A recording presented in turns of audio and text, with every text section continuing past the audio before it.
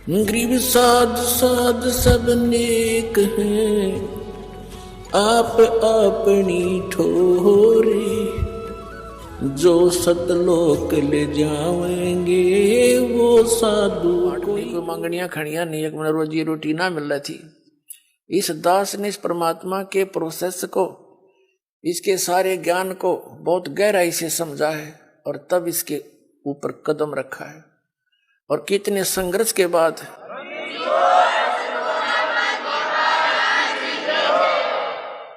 ये दास junior engineer civil Haryana में नौकरी करता था, इरिगेशन डिपार्टमेंट। जब से ये ज्ञान हुआ, एक नारी तड़प बनी और ये सोचा करता था कि भगवान ये सभी मेरे जैसे दुखी हैं, सभी परमात्मा के लिए भटक रहे हैं। कोई सालासर जाता है, कोई वैष्णो देवी, कोई अमरनाथ के इतनी भयंकर पहाड़ियों पर चढ़ जाता है, वहां मर भी जाते हैं बर्फीले तूफानों से, फिर भी जाते हैं, अगले दूसरे हिचकते नहीं। और ये ज्ञान यदि आपके बच्चों तक पहुंच जाए, भक्ति तो न करनी है तो या अच्छी भक्ति करेंगे तो काम आओगे, तो डरे ढोरे। और कुछ फिर ये हुआ था कि असंग जन्म हो गया, हमने ये नौकरी करते हैं कि तो बालक पैदा करके न पालते पोसते, राजा भी बन दिए, परमात्मा का विधान बताता है, फिर गधे भी बन गए। तो ये सोचा था दास ने कि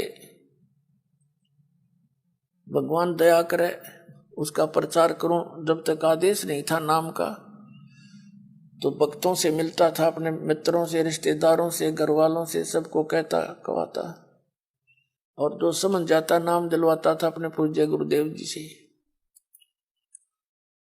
फिर और मन में ये सोचा करता कि इस नौकरी ने छोड़ छाड़ के अपनी तो भक्ति करूं, इसमें तो सारा दिन सिर दर्द रहता है। लेकिन वो भी हमारी अपनी बालक वाली सोच थी।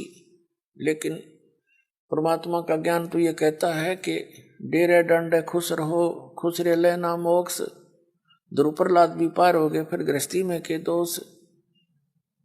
तो फिर दिल सा डटे था। फिर गुरुदेव ने आदेश दे दिया एक दिन के नाम दिया कर तू, आज से मेरा आशीर्वाद तेरे साथ होगा, विश्व में तेरे समान संत नहीं होगा। मैं उनके मुंह की तरफ देख रहा था।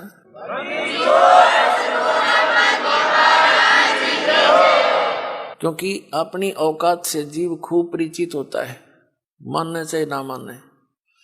मुझे अपनी सतीथि का पता था कि जितना वजन इन्होंने दास पर रख दिया इस योग्य नहीं है। फिर भी मेर है उनकी, गुरु मेर करें तो कागज हंस बना दे। तो उन्होंने कहा तेरे साथ रहूंगा, चिंता मत करना।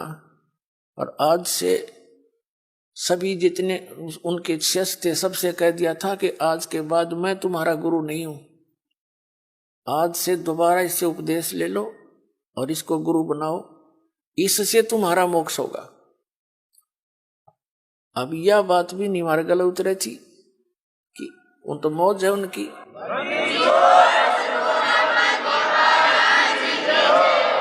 कहने का भाव यह था कि उन्होंने अपना वजन तार दिया।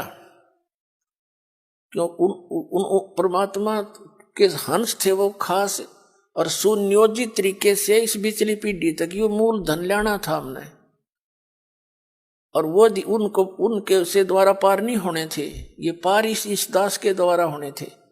इसलिए उन्होंने अपना पल्ला झाड़ दिया और अपना वजन कति खत्म कर दिया। मैं तुम्हारा गुरु नहीं हूं, अब ये है वो गुरु जिसकी तुम्हें आवश्यकता है। छुड़ानी के अंदर उन्होंने स्पेशल ब्लॉक सबको सामने कह दिया था।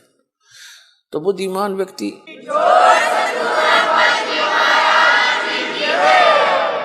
तो पहले तो यूं था भी चलो परमात्मा का भी दान है, भक्ति भी करेंगे, अपने बच्चा में भी रहेंगे। फिर मन में उमंग उठी कि भगवान ही बाप के गुण गाऊंगा, आदेश दे दिया नौकरी भी छोड़ दूंगा। क्यों? एक का काम होगा, नौकरी भगवान की सच्ची सरकार की कर ले चाहे नकली की कर ले, एक का बनेगी, इतना वजन हो पीछे। तो फिर ये पाठ सत्संग की अधिकता होगी। सन 1995 में दास ने सर्विस त्याग दी और खुशी मनाई थी कि मैं चलो असंग जन्म का झंझट था इब निमट गया, अपना भक्ति करूंगा, अच्छे भगत मिल लेंगे, सब तो प्यार तरह करेंगे, ज्ञान सुनाया करूंगा। अब मैंने सोचा था कि अब मैं चैन से रहूंगा। अब इसमें देखा इस जितना झंझट की तरफ आया कोई ना। साची को कबीर साहब कहे हैं, साची को और मारना है, भला करूं और बुरा बतावें। वो नए सिरे तो और संघर्ष शुरू हो गया। जिस भी गांव नगर में हमने जाकर सत्संग किए थी, 2-2, 3-3 दिन एक घर में पाठ करके हम सत्संग सुनाया करते थे, तो उस नगर के जो वो नकली संत 1-1, 2-2, 10-10, 20-20 सब गांव में बैठे हैं। उनको पता चले वो तो ब्रह्मा विष्णु महेश के बारे में ये कहता है, देवताओं की पूजा की भी मना करता है, ऐसा करता है।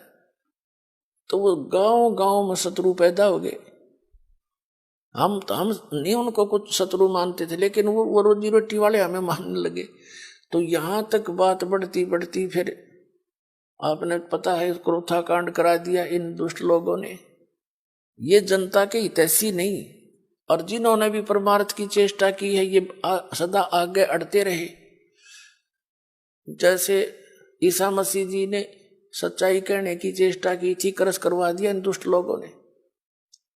कबीर परमेश्वर जी ने सच्चाई की ढोल के डंके पे इन्होंने वो दुख दिए इन नकली गुरुओं ने। कलेजा मुंह को आता, पर भगवान की जब लीला पढ़ता है ये दास पढ़ी नहीं जाती है। आपके लिए भटक रहे हो, और इस दास के लिए क्या हुआ आपको पता नहीं। दास तो खूब गहराई से निकला, या मेरे साथ जो भक्त रहे हैं उनको पता है कितने संघर्ष से ये ज्ञान ऊपर को आया है, लेकिन सारा कबीर साहब का ही रहा है। तो दास ने ये सोचा था कि इसमें चैन से रहूंगा, इस जितना दुख तक इतना भी ना पाया। लेकिन अब ये दुख एक बार दास ने हो लिया। कुछ भक्त हमारे साथ थे, उन्हें जेल तक जाना पड़ गया इस परमार्थ के लिए।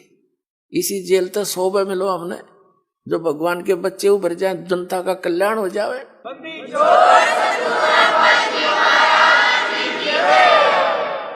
तो उस दिन से लेकर आज तक वो संघर्ष जारी है। लेकिन अब परमात्मा की दया होगी कि परमात्मा के बच्चे इन प्रमाणों को देखकर अब इनका यो ज्ञान समझ में आ गया, इन्हें सो आ गया। पहले तो सो हुआ ही नहीं था, टीवी ऑन करे थे और यूं पता ये सुनने को मिल जाए ब्रह्मा विष्णु महेश नासुआ ने टीवी बंद कर दे थे, 36 गाल दास ने दे थे।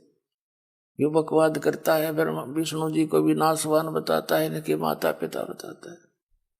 मैं तो पढ़ के सुनाता हूं, बताता नहीं। इनका इतिहास लिखा हुआ है, और वो तुम्हें पढ़ने को, आप जी को मिला नहीं पढ़ने को, आप समझ नहीं सके। दास तो समझ आ रहा है कि ये लिखा है इनके इतिहास में, तो अब मान गए ये।